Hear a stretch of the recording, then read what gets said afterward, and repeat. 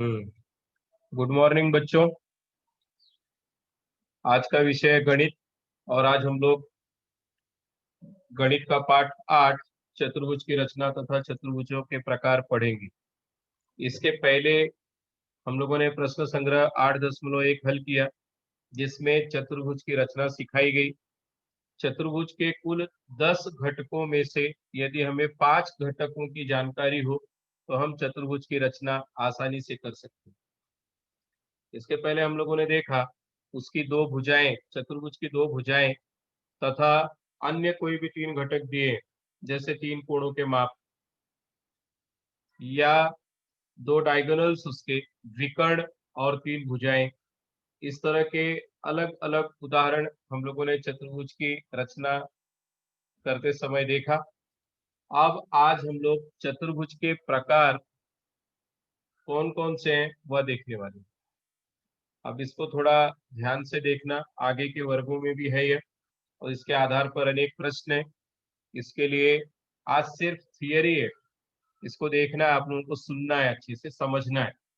उसके बाद इस पर आधारित जो प्रश्न है वो अगले प्रश्न संग्रह में। इसलिए सब लोग ध्यान पूर्वक सुनना इसको और देखना मैं क्या सिखा रहा हूँ। सबसे पहले समकोण चतुर्भुज अथवा आयत, रेक्टेंगल।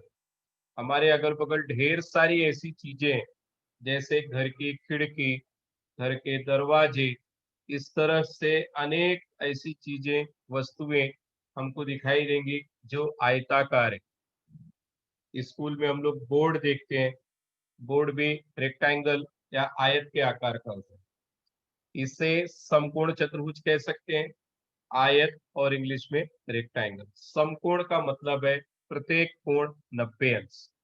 ऐसा चतुर्भुज जिसके चारों कोण समकोण हो। चारों कोण समकोण हो तो ऐसे और भी चतुर्भुज है। दूसरा वर्ग है जिसमें भी चारों कोण समकोण होते हैं। तो आयत और वर्ग दोनों में थोड़ा सा अंतर है। वर्ग की सभी भुजाएं समान होती हैं और आयत की सम्मुख भुजाएं समान होती हैं, और प्रत्येक कोण 90 अंश का। समकोण का मतलब 90 अंश। यहाँ पर एक चतुर्भुज दिया है, चतुर्भुज ए बी सी डी। चतुर्भुज एबीसीडी। अभी चतुर्भुज एबीसीडी के चारों कोण अगर हम लोग देखते हैं, कोण ए, कोण बी, कोण सी, कोण डी, इस तरह का मार्क जो किया है यह समकोण का है।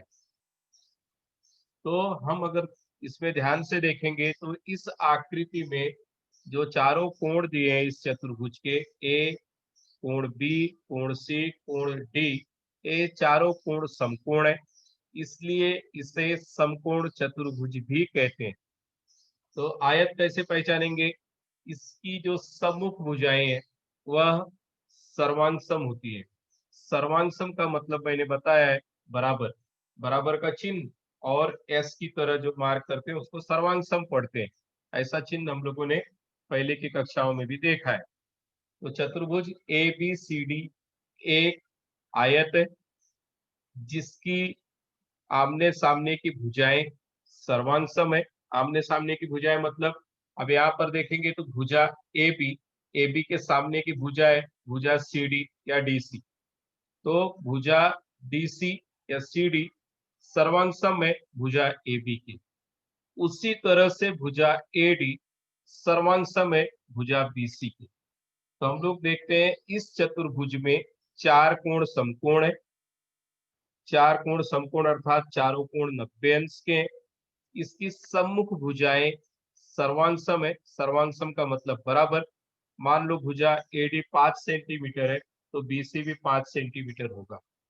माना भुजा ए बी 2 सेंटीमीटर है, 2 सेंटीमीटर है, तो भुजा सी डी या डी सी भी 2 सेंटीमीटर होगी। इस तरह से जिस चतुर्भुज के चारों कोण समकोण हो, सम्मुख भुजाएं सर्वांगसम हो, तो वह चतुर्भुज आयत है, ऐसा हम कह सकते हैं।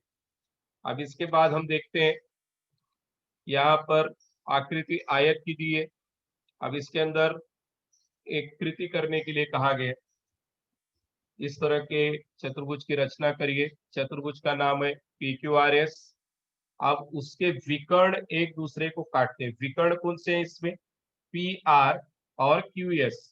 हम लोगों ने चतुर्भुज की रचना में देखा था विकर्ण। फिर से एक बार देखते हैं विकर्ण, जो आमने सामने के कोण दोनों को मिलाती हुई यह जो भुजा है, यहाँ पर भुजा पी आर, चार शीर्ष बिंदु है इस चतुर्भुज के, पी क्यू आर एस, ये बिंदु है। इन बिंदुओं को मिला करके यह समकोण चतुर्भुज बना है। तो सम्मुख जो शीर्ष बिंदु दिखाई दे रहे हैं, पी के सामने का जो बिंदु है आर, इसको मिलाती हुई ये जो रेखाखंड है, इसे कहेंगे विकर्ण। तो यहाँ पर दो विकर्ण है, पी आर तथा क्यू एस, और इस आयत का नाम या इस चतुर्भुज का नाम है पी क्यू आर एस। चतुर्भुज का नाम क्या है? चतुर्भुज पी क्यू आर एस। और जैसा देखने में हमको पता चल रहा है कि इस चतुर्भुज के चारों कोण समकोण है। कौन कौन से कोण है?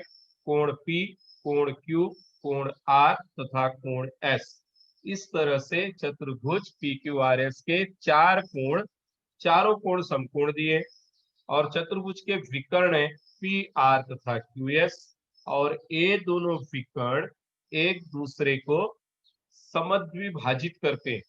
समद्विभाजित मीन्स दो समान भागों में काट रहे हैं एक दूसरे को, प्रतिच्छेदित करते हैं। प्रतिच्छेदित मीन्स काटना, एक दूसरे को कट कर रहा है, ऐसा क्रॉस हमको दिखाई दे रहा है। तो कौन से बिंदु पे काट रहे हैं एक दूसरे को?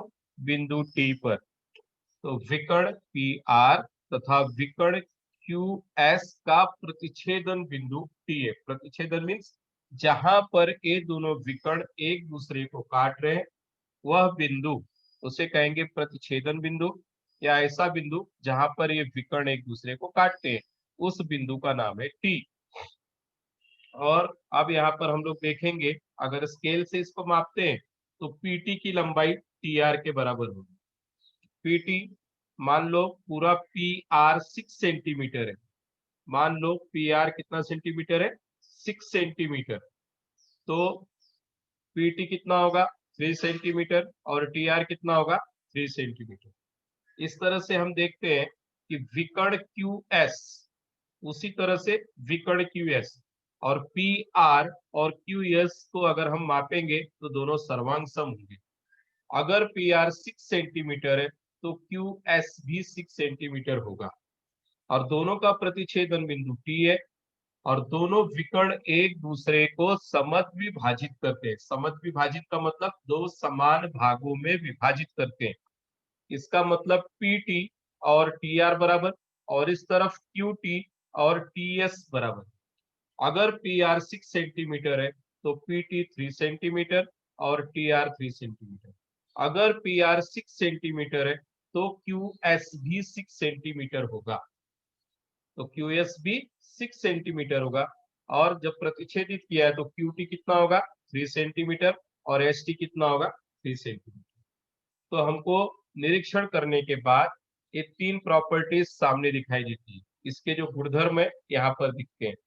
आयत की सम्मुख भुजाएं परस्पर सर्वांग सम होती है। जैसे कि मैंने पहले बताया कि आयत के जो गुणधर्म है उसमें सबसे महत्वपूर्ण है इसके सभी कोण 90 अंश के होते हैं।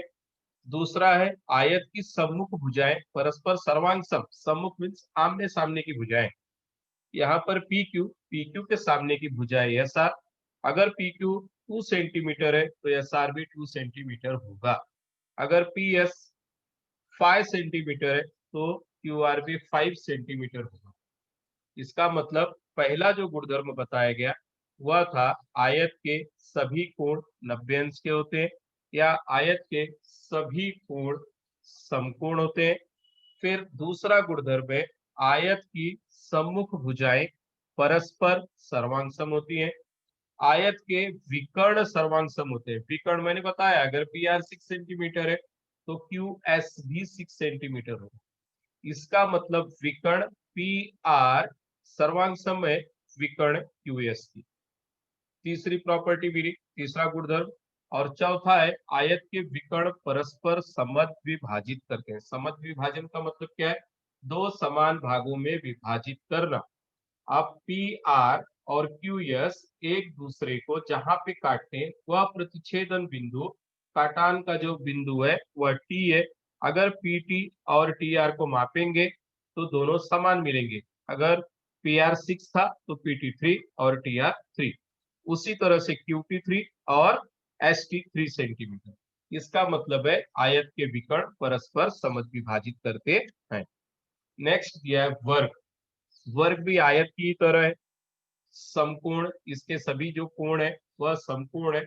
आयत और वर्ग में सिर्फ एक ही फर्क है, वर्ग में सभी भुजाएं सर्वांगसम होती है। सभी भुजाएं सर्वांगसम होती मतलब सब बराबर होता है, चारों भुजाएं।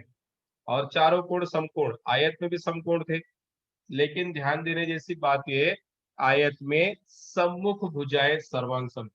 तो इसमें सम्मुख भुजाएं सर्वांगसम नहीं है क्या? इसमें सम्मुख भुजाएं भी सर्वांगसम है, एडी सर्वांगसम बीसी के, ए बी सर्वांगसम सीडी के। तो फर्क क्या है? इसकी चारों भुजाएं बराबर है, चारों भुजाएं सर्वांगसम।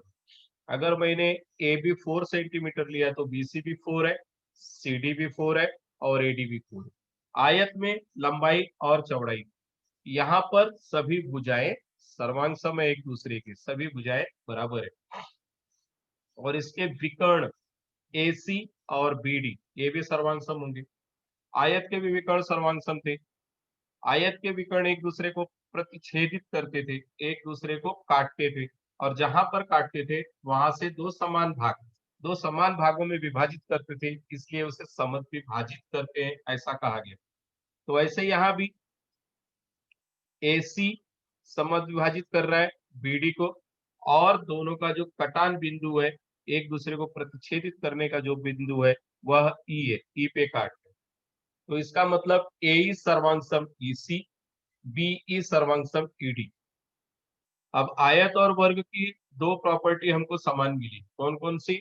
एक तो सभी कोण समकोण है, दूसरा आयत के विकर्ण सर्वांगसम है, तीसरी भी है। तीसरा कौन सा है? आयत के जो विकर्ण है एक दूसरे को समद्विभाजित करते हैं, उसी तरह से वर्ग के विकर्ण भी एक दूसरे को समद्विभाजित करते हैं। इसका मतलब दो समान भागों में विभाजित करते हैं। अगर ए 2 सेंटीमीटर है तो ईसी भी 2 होगा। सिर्फ फर्क इतना है, इसकी सभी भुजाएं सर्वांगसम है, आयत की आमने सामने की भुजाएं सर्वांगसम है। वर्ग के जो विकर्ण है एक दूसरे को लंब 90 अंश के कोण पर प्रतिच्छेदित करते हैं, समकोण पर प्रतिच्छेदित करते हैं। इसका मतलब कोण ए ई डी, ध्यान से देखना, कोण ए ई डी, कोण ए ई डी समकोण होगा। कोण ए ई डी समकोण, उसी तरह से कोण सी ई टी यह भी समकोण होगा। उसी तरह से कोण ई सी बी समकोण, बीई ए समकोण। अर्थात यहाँ पर भी चार समकोण बनेंगे, एक दूसरे को लंब पर प्रतिच्छेदित करते हैं, समकोण पर प्रतिच्छेदित करते हैं, यह ध्यान देने जैसी बात है। तो समकोण पर काटना एक दूसरे को, मतलब 90 जहां पर काटते हैं, विकर्ण एक दूसरे को जहां पर कट कर रहे हैं वहां पर 90 अंश का कोण बन रहा है। तो ये हुआ वर्ग और वर्ग के गुणधर्म। यहाँ पर दिया है विकर्णों की लंबाइयां समान है, अर्थात वे सर्वांगसम है।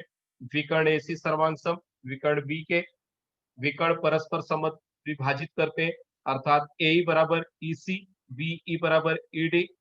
और विकर्ण परस्पर समकोण पर प्रतिच्छेदित करते हैं, कोण ए ई डी 90 अंश, कोण डी ई सी 90 अंश, कोण ई सी बी 90 अंश, उसी तरह से कोण बी ई ए 90 अंश। उसके बाद विकर्ण वर्ग के सम्मुख कोणों को समद्विभाजित करते हैं।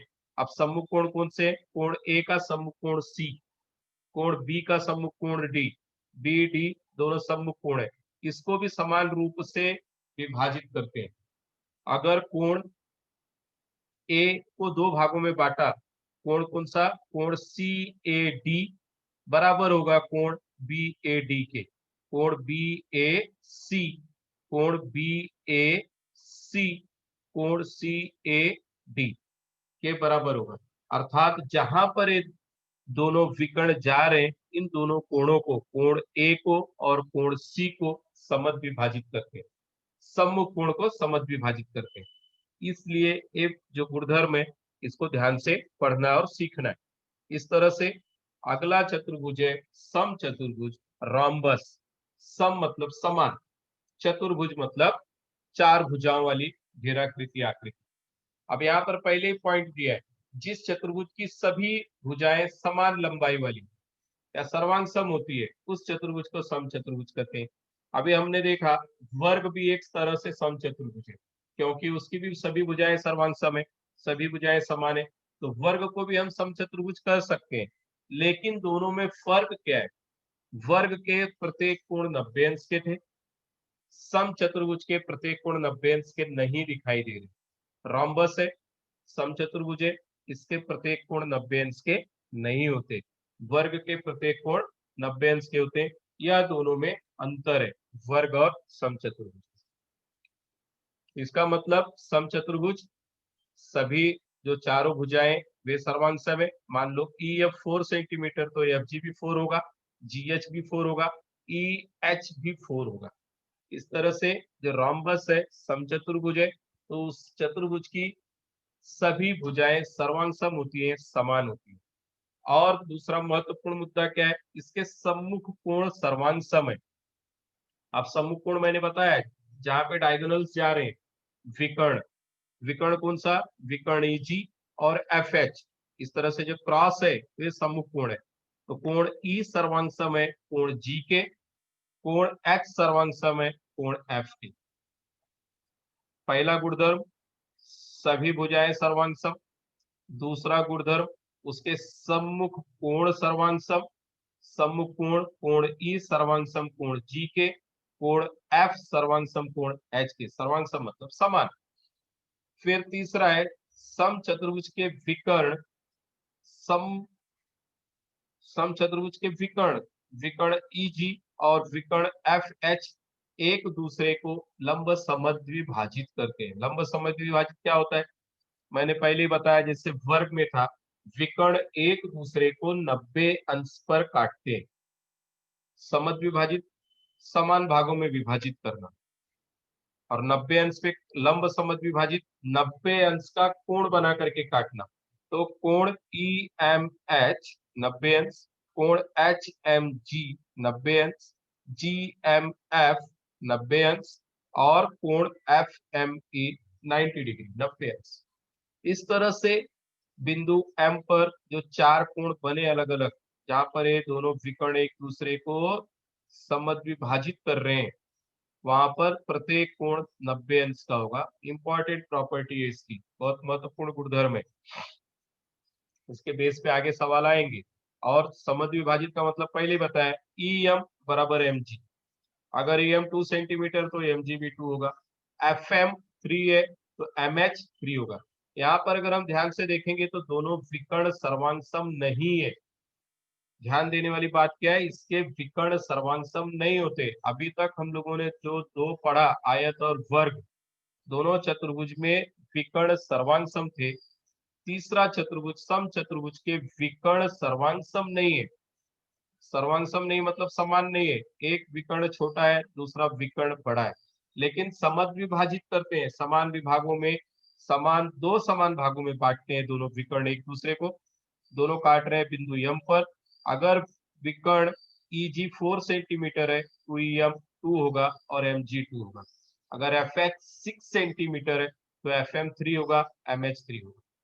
इस तरह से सम चतुर्भुज के गुणधर्म हम लोगों ने देखे। सभी भुजाएं सर्वांग सम, विकर्ण सर्वांग सम नहीं होते, आमने सामने के कोण, कोण ई कोण जी सर्वांग सम, कोण एफ कोण एच सर्वांग सम।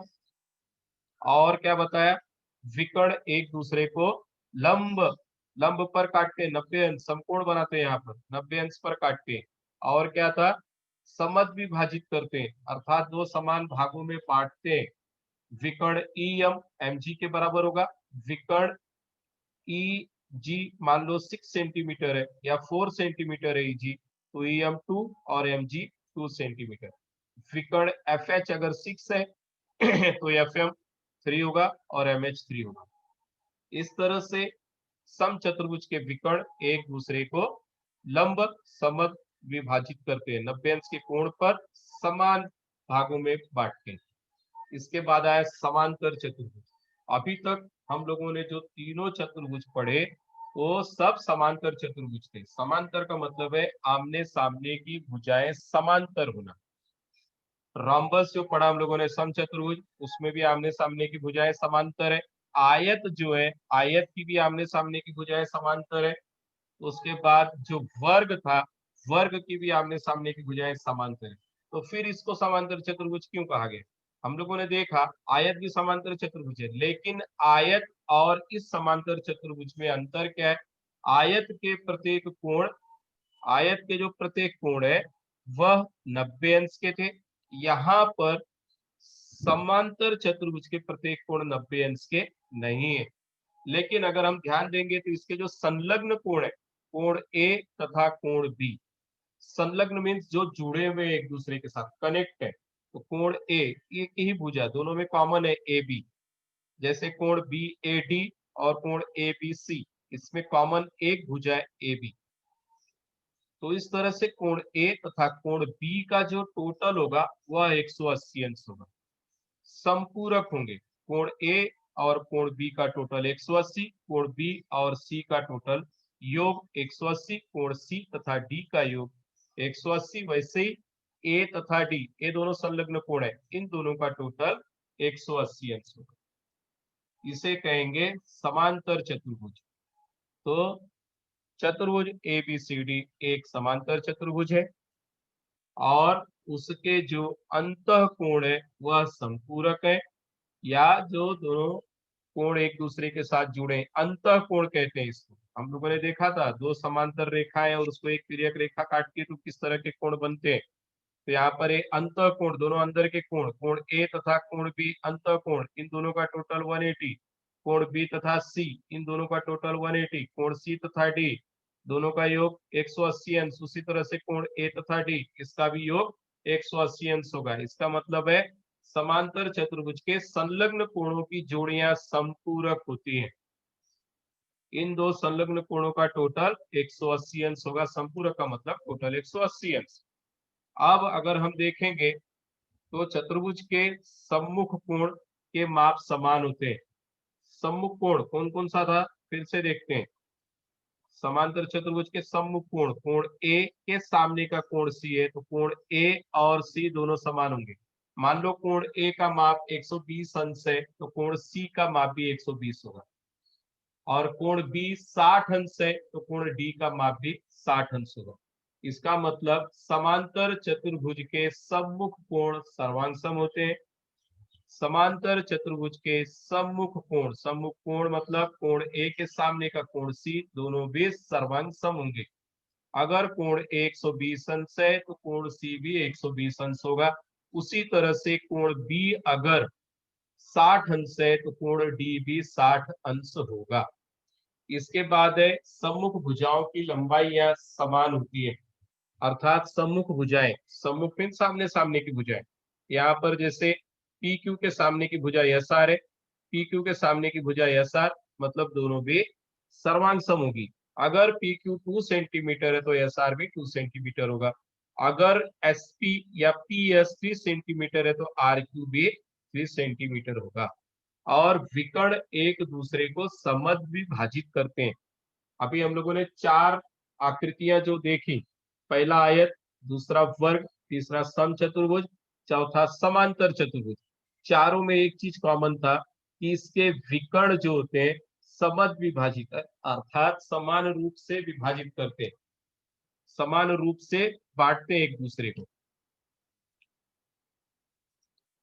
इस तरह से इन चार आकृतियों को हम लोगों ने देखा, चारों में कॉमन था कि इसके विकर्ण एक दूसरे को समद्विभाजित करते हैं। अब आया ट्रेपेजियम या समलंब चतुर्भुज। इसमें सबसे बड़ी बात क्या है, इसके एक भुजा समांतर होती है। एक भुजा की जो जोड़ी है, जिस चतुर्भुज के सम्मुख भुजाओं की एक ही जोड़ी समांतर होती है। इसके पहले के जो चारों आकृतियां थी उसमें आमने सामने की भुजाएं समांतर, दोनों जोड़ियां समांतर थी। यहाँ पर ऐसा नहीं है, यहाँ पर सिर्फ एक ही जोड़ी, जैसे भुजा डब्ल्यू जेड समांतर है भुजा एक्स वाई के। चतुर्भुज डब्ल्यू एक्स वाई जेड में भुजा डब्ल्यू जेड समांतर है भुजा एक्स वाई की। दूसरी भुजा समांतर नहीं है। समांतर क्यों नहीं है? एक दूसरे को जाकर के कहीं ना कहीं काटेंगी अगर इसको बढ़ाएंगे तो। इस तरह से जिस चतुर्भुज की सिर्फ एक ही जोड़ी समांतर हो, सम्मुख भुजाओं की सिर्फ एक जोड़ी समांतर हो, उसे समलंब चतुर्भुज कहते हैं। अब समांतर रेखाओं के तिर्यक रेखा द्वारा अंतःकोणों के गुणधर्म, अंतःकोण कौन से? W x. अब समांतर भुजा डब्ल्यू की है एक्स वाई, डब्ल्यू जेड और एक्स वाई दो समांतर भुजाएं, अंतःकोण बने डब्ल्यू और एक्स। और दूसरा जेड और वाई, इन दोनों का जो टोटल होगा जेड वाई बराबर 180 अंश और डब्ल्यू एक्स इसका टोटल 180 अंश, अर्थात ये संपूरक होते हैं। तो इसके पहले भी हम लोगों ने देखा समांतर चतुर्भुज के संलग्न कोण 180 अंश दोनों का टोटल, और समलंब चतुर्भुज में भी वही है। समलंब चतुर्भुज के भी जो दो कोणों की जोड़ियां है डब्ल्यू एक्स और जेड वाई, यह संपूरक है, मतलब टोटल 180 डिग्री। इसके बाद पतंगाकृति आई, पतंग काइट जिसको बोलते हैं। यहाँ पर अगर हम ध्यान से देखेंगे, जिस चतुर्भुज का विकर्ण एक दूसरे को लंब समद्विभाजित करे और विकर्ण सर्वांग सम नहीं हो, विकर्ण लंब समद्विभाजित करे, लंब समद्विभाजन वर्ग में भी आया, समलंब वर्ग में आया और समचतुर्भुज में आया। पतंग में भी है, एक दूसरे को 90 अंश के कोण पर काट रहे हैं, एक दूसरे को 90 अंश पे काट रहे हैं दोनों विकर्ण, विकर्ण बीडी और विकर्ण एसी। लेकिन उसमें वर्ग में क्या था? उसके विकर्ण जो थे वर्ग के समान थे, सर्वांग सम थे। यहाँ पर विकर्ण एक एकदम बड़ा है, ए से विकर्ण छोटा है, तो छोटे बड़े विकर्ण। लेकिन इसकी खासियत क्या है? एक दूसरे को 90 अंश पे काट रहे हैं, लंब समद्विभाजक है। समद्विभाजक दो समान रूप से बांट रहे हैं, एक ही जोड़ी काट रही है। देखो कौन सा? ए सर्वांग सम ईसी के, लेकिन बीई ईडी के नहीं है। एक विकर्ण दूसरे विकर्ण का लंब समद्विभाजक है। एक विकर्ण बीडी इसका लंब समद्विभाजक है एसी का। सम चतुर्भुज में क्या था? दोनों समद्विभाजित करते थे एक दूसरे को, लंब समद्विभाजक, दोनों एक दूसरे को समान भागों में बांटते थे। और वर्ग में क्या था? वर्ग के दोनों विकर्ण सर्वांग सम भी थे और लंब समद्विभाजक। इसके लिए तीनों में अंतर है। वर्ग के जो विकर्ण थे लंब समद्विभाजक थे और विकर्ण सर्वांग सम थे। सम चतुर्भुज के विकर्ण सर्वांग सम नहीं थे, लेकिन एक दूसरे को लंब समद्विभाजक थे, एक दूसरे के लंब समद्विभाजक थे, 90 अंश पे काट रहे थे। और यहाँ पर क्या है? यहाँ पर एक दूसरे को 90 अंश पे काट रहे हैं, लेकिन 90 अंश पे बराबर के भागों में नहीं काट रहे। ए सर्वांग सम ईसी, लेकिन बीई ईडी के सर्वांग सम नहीं है। इस तरह से हम देखते हैं पतंग संलग्न भुजाओं की दो जोड़ियां सर्वांग सम, ए बी सर्वांग सम बीसी के, ए डी सर्वांग सम सीडी के, सम्मुख कोणों की एक जोड़ी सर्वांग सम होती है। सम्मुख कोणों की एक जोड़ी सर्वांग सम होती है, यह है पतंग। थैंक यू बच्चों, उम्मीद है आप लोगों को यह पाठ समझ में आया होगा। चतुर्भुज बहुत ही महत्वपूर्ण टॉपिक है। इसकी जो प्रॉपर्टीज है, गुणधर्म है, इसको फिर से एक बार आप लोग देखें। कोई डाउट है, कोई संदेह है तो मुझसे पूछ सकते हैं। Thank you.